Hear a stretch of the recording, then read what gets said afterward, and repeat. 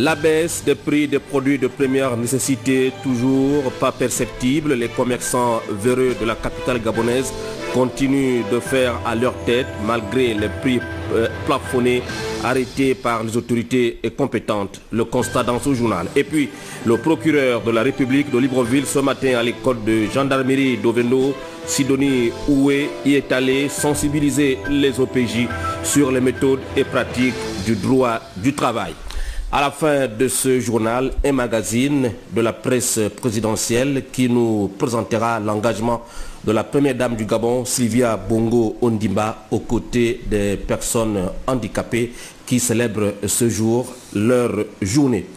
Départ du président de la République cet après-midi. Le chef de l'État se rend à Doha au Qatar où il prendra part de demain à la conférence internationale sur le climat. Pour le saluer à son départ, bienvenue Minko, Anissé, Sambaboubou, Yiga Yiga, Igor Ovouza, presse présidentielle. Après la capitale britannique où il a présidé le premier forum d'investissement Gabon-Royaume-Uni, le chef de l'État se rend à Doha au Qatar. La capitale qatari abrite la 18e conférence des Nations Unies sur le climat. La question est vitale pour la survie de la planète et pour la nation gabonaise, aujourd'hui modèle de développement durable. 300 personnalités et experts représentant plus de 190 États du monde entier devraient prendre part à cette rencontre. Les assises de Doha se situent dans le prolongement du protocole de Kyoto qui s'achève le 31 décembre cette année. Outre sa vision du développement durable dans le cadre du Gabon vert, le président Ali Bongo Ondimba et ses pairs devraient s'atteler à trouver des réponses rapides au changement climatique. En marge de ces retrouvailles environnementales, le numéro 1 de la République devrait prendre part à une importante conférence sur le sport et le développement. De son côté, le porte-parole de la présidence de la République, M. Alain-Claude Bilé-Bizet, a réuni à la présidence ce matin la presse nationale et internationale pour le traditionnel point de presse. Entre autres sujets évoqués, l'agenda du numéro 1 gabonais, les questions liées à l'actualité nationale et internationale, notamment évoquées, la récente visite du président en Grande-Bretagne et sa participation à la manifestation commémorant les 40 ans de la Banque des États de l'Afrique centrale. Nous écoutons le porte-parole de la présidence de la République, Alain-Claude Bilé-Bizet, propos recueillis par Ahmed Mouyaka et Arnaud Mengue de Gabon Télévision. Dans un certain nombre de secteurs stratégiques, mais que l'État n'y soit pas entièrement, parce que ce n'est pas sa fonction, ce n'est pas sa mission, mais il y a des secteurs régaliens que l'État ne peut pas non plus totalement abandonner au secteur privé. Il en est des secteurs comme l'eau, l'énergie, qui sont des secteurs essentiels, les transports, les infrastructures routières. Donc toutes ces infrastructures vont nécessiter la mise en place de partenariats publics-privés. Ensuite, comme vous le savez, le président de la République rentre récemment d'un séjour en Grande-Bretagne où il a présidé le premier forum d'investissement Gabon-Royaume-Uni. C'était un séjour qui lui a permis à la fois de présenter les opportunités du Gabon en termes d'investissement, mais également l'environnement des affaires qu'il est en train de mettre en œuvre dans son propre pays et de s'adresser au secteur privé britannique pour venir dans notre pays exploiter, avant d'exploiter, explorer les potentialités qu'il peut y avoir, et notamment en ce qui concerne le secteur de l'énergie, le secteur des services, le tourisme, le secteur de l'hôtellerie, et bien sûr, il y a le primaire qu'on n'oublie pas. Et donc, toute cette présentation, devant quelques centaines de chefs d'entreprise, vient à la suite de plusieurs autres séjours effectués en Grande-Bretagne pour présenter le Gabon sous forum qui a été organisé avec pour enjeu essentiel de présenter à nouveau le Gabon, cette fois-ci aux investisseurs privés. Parce que jusqu'à présent, on le présentait en fait à des décideurs politiques et gouvernementaux britanniques. Là, il s'agissait de s'adresser à un certain nombre d'investisseurs privés.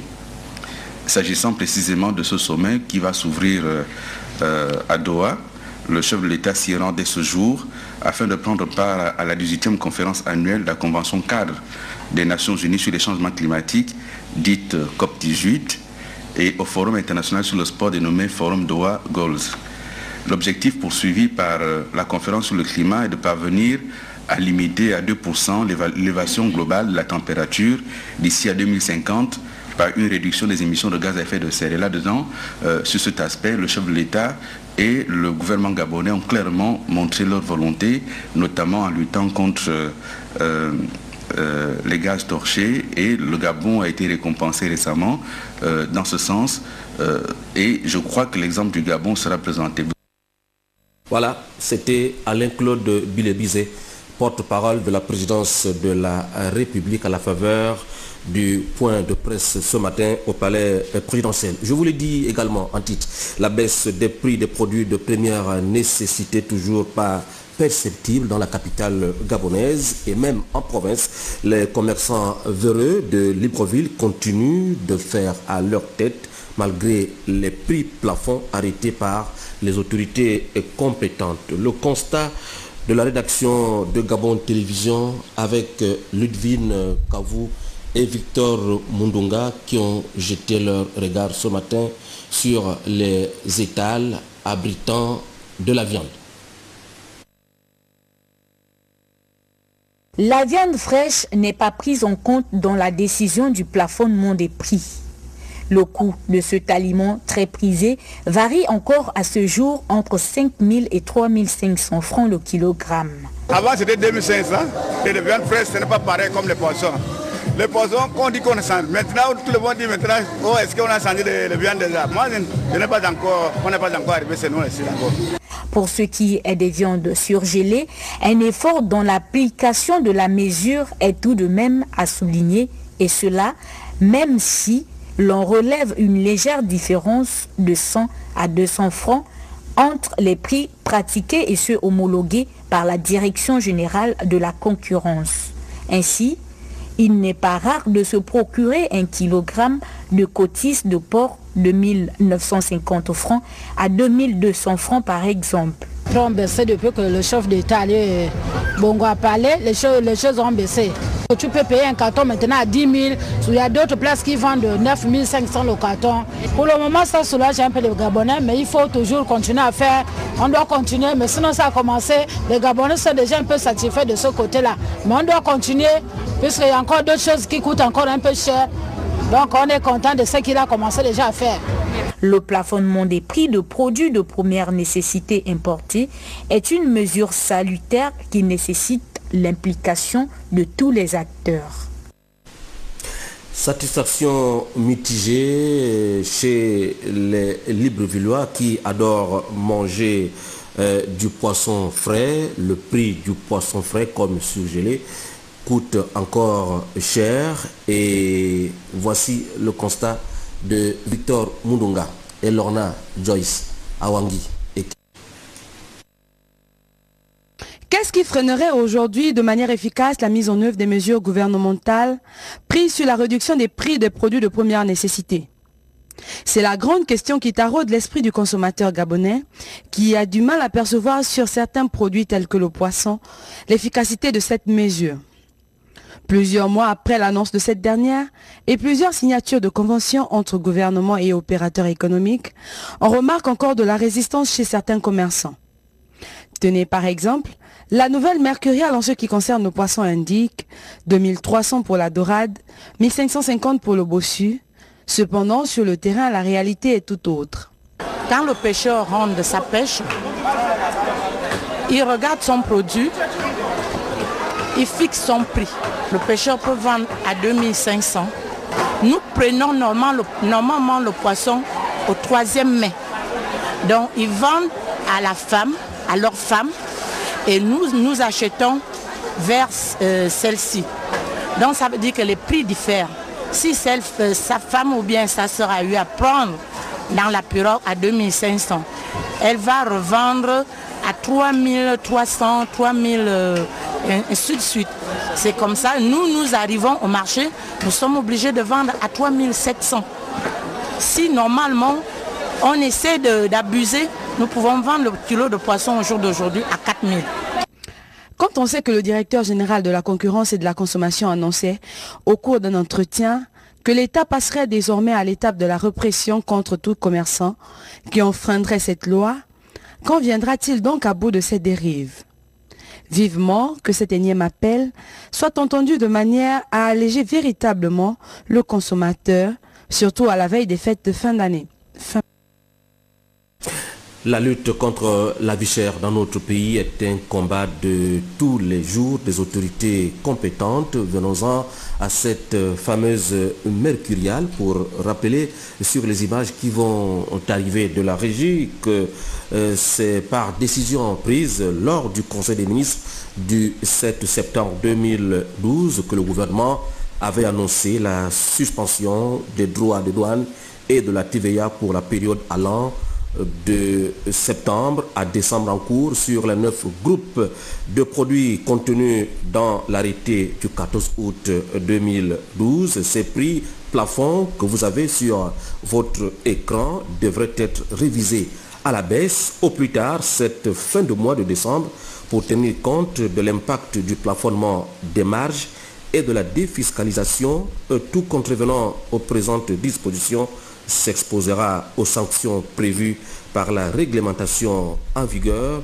Un numéro vert gratuit est mis à la disposition de tous les usagers, de tous les Librevillois par la Direction générale de la concurrence et de la consommation.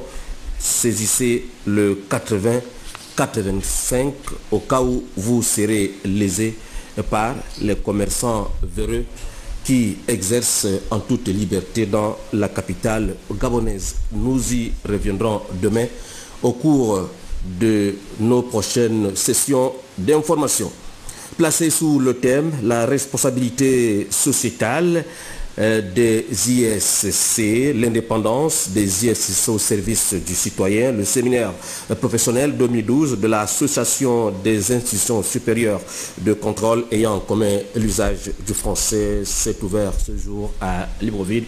L'économie de la rencontre, Marie-Jo Moussavou Mouzegou et Marlise Mengue. L'organisation annuelle des rencontres entre les membres des ISC qui la composent a toujours été l'occasion de débattre des sujets d'actualité d'intérêt commun. Thème retenu cette année, la responsabilité sociétale des ISC, l'indépendance des ISC au service du citoyen. Un thème qui conditionne l'existence véritable d'une institution supérieure de contrôle. Prendre en compte la responsabilité sociétale, c'est intégrer les préoccupations des sociétés qui composent ces institutions. C'est aussi une responsabilité d'être exemplaire et c'est l'objectif de ces assises de Libreville. L'institution est une association des institutions supérieures de contrôle supérieur des États qui ont en commun l'usage de la langue française. Et donc nous nous réunissons de temps en temps, tous ceux qui parlent le français, pour comparer nos méthodes et voir comment améliorer la gouvernance dans les États du monde entier, mais aussi évidemment sur le continent africain, dont j'ai rappelé tout à l'heure dans mon discours que 9 francophones sur 10 seront africains en 2050. Donc c'est pour nous un enjeu essentiel. Prévu s'achever mardi 4 décembre 2012, l'ouverture de ce séminaire s'est tenue dans un hôtel de la place en présence de plusieurs personnalités parmi lesquelles le ministre du Budget Christiane Osuka et le président de la Cour constitutionnelle Marie-Madeleine Morantsou. En fin de mission diplomatique dans notre pays, l'ambassadeur d'Afrique du Sud de Gabon est allé ce matin faire ses adieux au président du Conseil économique et social, M. Paul Biogemba. Frédéric Kalogo et c'est ça, Idriss Charles Mungala. Après quelques années passées au Gabon en tant qu'ambassadeur de la République sud-africaine, accrédité à Libreville, son Excellence Taninga Chop Linji va devoir quitter notre pays en direction de Pretoria en Azanie, d'où elle est originaire. C'est juste cette circonstance qui l'amène vers les autorités dirigeantes de la place, auprès desquelles la diplomate sud-africaine n'a cessé de remercier après avoir passé un bon séjour en territoire gabonais. Le chef de la mission diplomatique n'a pas manqué d'évoquer avec le président du Conseil économique et social, Paul Biya Rumba, des bonnes relations de coopération qui existent entre le Gabon et l'Afrique du Sud, tout en saluant la politique initiée par le président Ali Bongo Ondimba. L'ambassadeur sortante, après cet entretien avec Paul Biya Rumba, s'est déclarée satisfaite d'un séjour auquel elle gardera des souvenirs inoubliables, surtout auprès des populations très attachantes de l'arrière-pays qu'elle a eu à rencontrer au cours de ces différentes tournées, tant privées qu'officielles. De la diplomatie, nous y restons avec la fête nationale du Japon, commémorée il y a quelques jours dans notre capitale. La résidence de l'ambassadeur a reçu plusieurs invités, parmi lesquels Amédée Estile Ndungu et Gabriel Guilain Lehmann. Comme à l'accoutumée, à la même date, la résidence de l'ambassadeur du Japon au Gabon a fait le plein. Exécution des hymnes des deux pays. Les amis du Japon sont venus se joindre à son excellence Masao Kobayashi pour célébrer cette fête nationale. Membres du gouvernement gabonais, diplomates, hommes d'affaires et autres invités ont fait le déplacement. Entre autres, la présence sur ces lieux de son excellence Dominique Guy Noël Guieno, ministre délégué aux Affaires étrangères, et de madame Longonju, secrétaire générale de la présidence, était le témoignage, une fois de plus, des excellentes relations qui existent entre le Gabon et le Japon. Le Gabon a toujours joué un rôle très actif dans le processus de la TICAD. J'espère donc que la TICAD 5 sera une occasion pour le Gabon de partager sa vision de développement africain à travers la promotion des investissements diversifiés et de montrer un modèle de l'Afrique qui s'apprête à décoller et à prendre son essor vers l'émergence. Depuis son arrivée au Gabon il y a plus d'un an, Masao Kobayashi s'est attelé à redynamiser la coopération traditionnelle entre les deux pays. Aussi, le diplomate veut aller plus loin à l'avenir. C'est dans ce contexte que le Japon organisera, en collaboration avec l'Union africaine, l'ONU et la Banque mondiale, la 5e conférence internationale de Tokyo sur le développement de l'Afrique, connue sous l'abréviation de TICAD, en juin prochain à Yokohama. En somme, cette fête nationale japonaise, jumelée au 40e anniversaire de l'ouverture de la mission diplomatique nippone au Gabon, furent une réussite et les différentes personnalités se sont séparées autour d'un saké. Un reportage signé Amédée Ndungu et Yves Saint-Oyuno. A noter dans l'actualité cette séance de travail au Palais Leyomba, siège de l'Assemblée nationale, entre l'UNICEF et les honorables députés. L'objectif visé, améliorer la survie de l'enfant. Demain, Judas Flore Odembe et Tim Boulengue de la presse de l'Assemblée nationale reviendront sur cette importante actualité. Nous restons au Palais Leyomba où le président de l'institution informe les honorables députés que l'Assemblée nationale organisera en partenariat avec l'Organisation internationale de la francophonie une session d'information sur les politiques culturelles. À cet effet, les parlementaires, députés et sénateurs sont invités à prendre part à cette rencontre qui aura lieu demain mardi 4 décembre à partir de 8h30 dans la salle de réunion Georges Damas Alika située au premier étage du Palais Leyomba. Je vous l'ai dit, le procureur de la République de Libreville a effectué ce matin une visite à l'école nationale de gendarmerie d'Ovendo. Objectif, sensibiliser les OPJ sur les méthodes et les pratiques du droit du travail. Sophie Alességué, Cheryl Bungota, reportage. Le procureur de la République de Libreville, Sidonie Fleurouet, à l'École nationale de la gendarmerie en qualité de directeur des enquêtes judiciaires. Face aux commandants de compagnie et de brigade, ces officiers de police judiciaire ordinaire à compétence générale dans la législation du travail, 2 points essentiels à l'ordre du jour. Premièrement, l'intervention des OPJ dans les infractions à la législation du travail. Les officiers de police judiciaire qui ont une compétence générale dans les missions prévues par l'article 13 qui consiste à constater les infractions, rassembler les preuves et rechercher les auteurs pour les présenter devant les juridictions de jugement. Ils peuvent constater les infractions à la législation du travail, notamment des comportements des employeurs qui sont prévus et punis par les articles du Code du travail. Dès lors qu'au Gabon, on n'a pas encore conféré la qualité d'officier de police judiciaire aux inspecteurs du travail qui ne doivent pas être gênés par la présence donc des officiers de police judiciaire. Deuxième point, l'importance d'être au fin des dispositions légales et d'en prendre conscience. Le fait pour le procureur de la République de ne pas être informé des infractions qui sont constatées par leurs soins peut avoir des conséquences dramatiques sur les suites réservées à cette procédure. L'information permet au procureur non seulement de donner des directives par rapport aux actes à venir dans les investigations judiciaires, mais aussi et surtout de contrôler la régularité de la procédure et éviter par cela même la nullité de celle-ci. Des échanges enrichissants au dire de ces commandants présents à cette rencontre, il leur revient de traduire en actes la substance de ces enseignements pour permettre à chaque officier d'être dans son couloir. Nous évoluons encore dans ce registre avec cette communication du général de brigade, commandant en chef de la gendarmerie nationale. Les jeunes Gabonaises et jeunes Gabonais qui ont satisfait au test d'admissibilité dans la gendarmerie nationale sont convoqués au camp Gros Bouquet le mercredi 5 décembre 2012. Dès 7h30, munis de leurs pièces d'identité pour la visite médicale.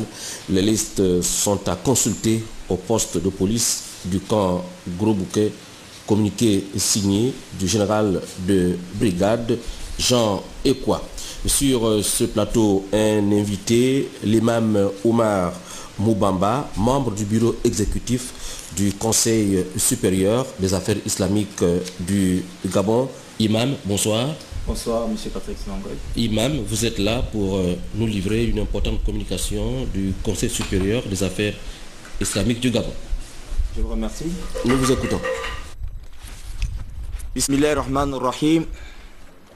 Déclaration des membres du Conseil supérieur des affaires islamiques du Gabon suite aux articles parus dans le journal L'Éveil national.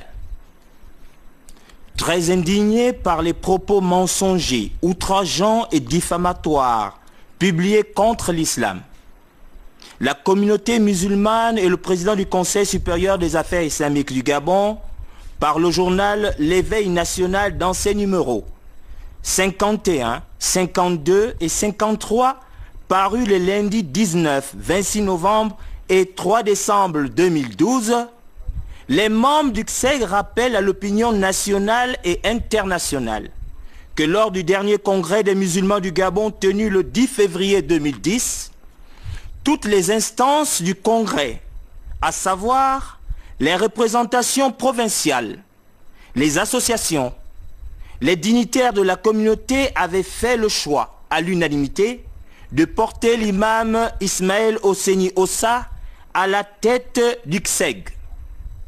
À ce jour, aucune instance du Congrès n'a remis en cause cette décision.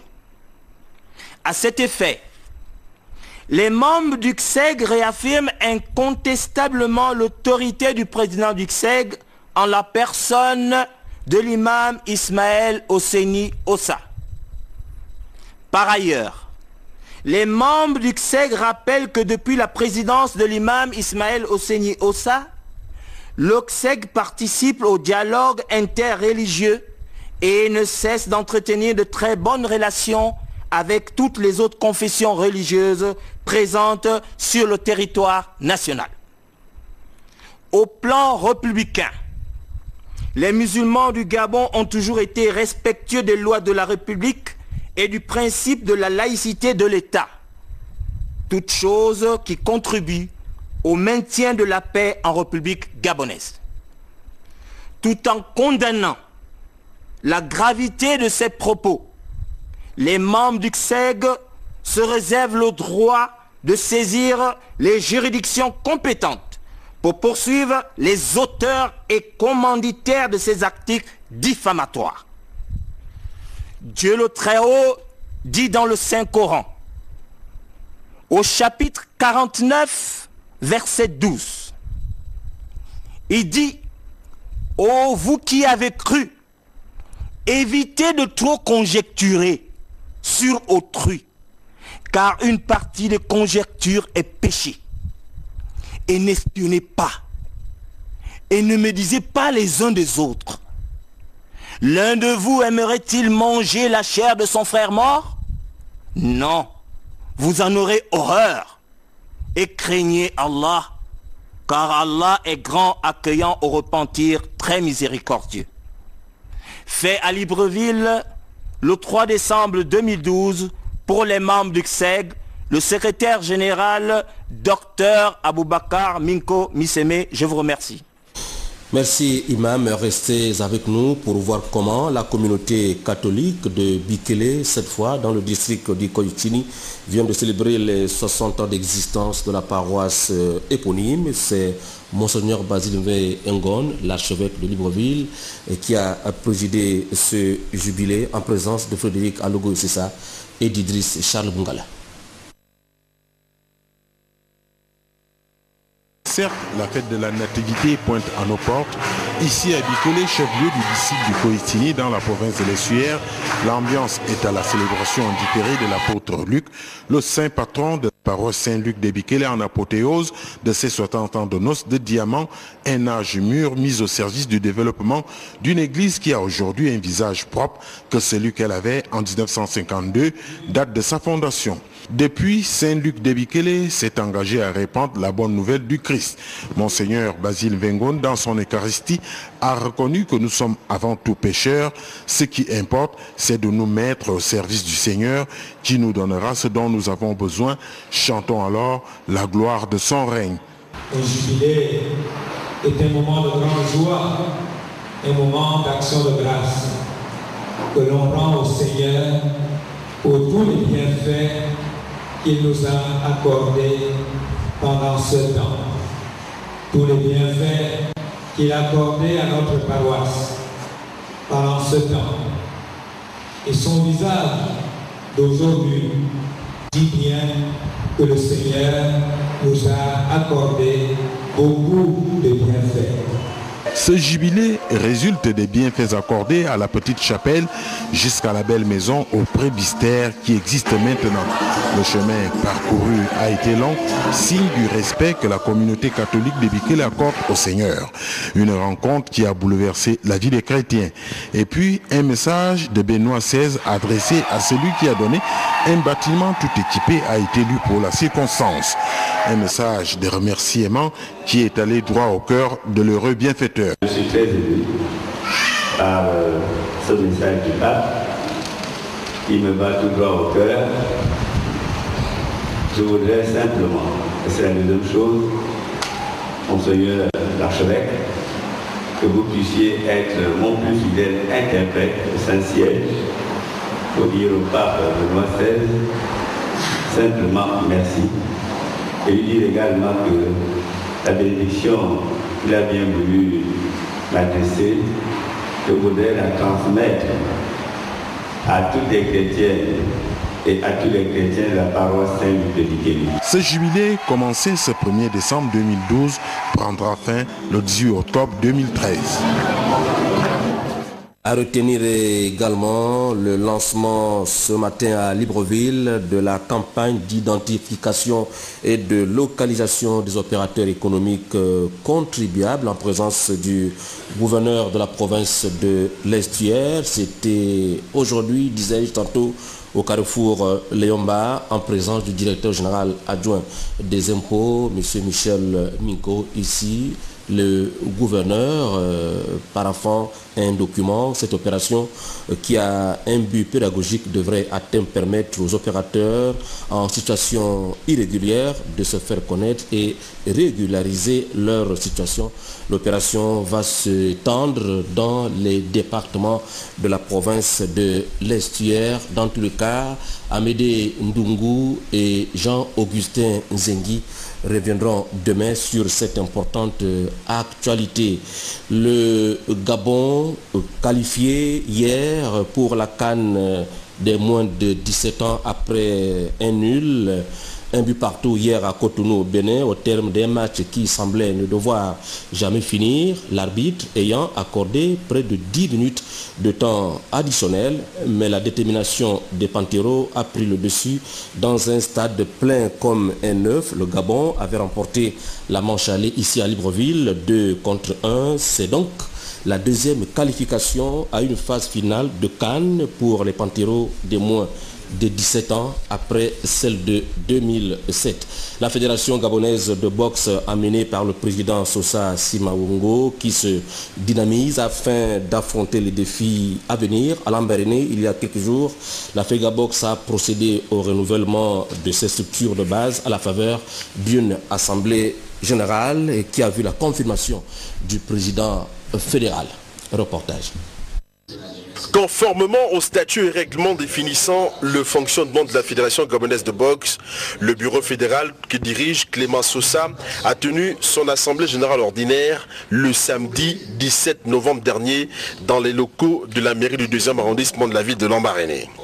Le bilan moral, lu par le secrétaire général de la FEGABOX, Achille Nziengi, à l'assistance, composé entre autres des délégués provinciaux, pour la plupart des présidents des ligues, a permis de dresser les contours du fonctionnement de la fédération. 115 millions de francs CFA, c'est la manne financière utilisée cette année par le bureau fédéral pour l'organisation des différentes compétitions statutaires, tant sur le plan national qu'international. Lucie Patricia Mabika, trésorière générale, a entre autres édifié l'assistance sur les entrées et les décaissements financiers, en présence d'Edouard Missoni, directeur de sport. Pour une première dans l'histoire du noble art, l'Assemblée générale du 17 novembre a eu la particularité de donner à Clément Sosa cutus de gérer la FEGABOX pour les 4 prochaines années et ce, conformément aux souhaits dictés par le Comité international olympique. Déjà élu, Clément Sosa a été installé dans ses fonctions et a à son tour installé les membres de son bureau.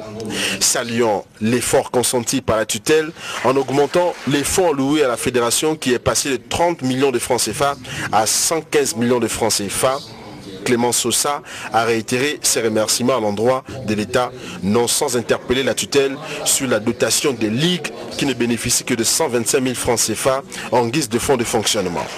Pour Edouard Missoni, depuis 2 ans, l'État a fait des efforts conséquents pour améliorer les budgets des fédérations sportives en général et la boxe de façon singulière. Je crois que mon bureau et moi, on a respecté la déontologie et au finish, c'est le résultat que nous avons mérité, que les délégués et l'ensemble des acteurs du noble art viennent de nous accorder.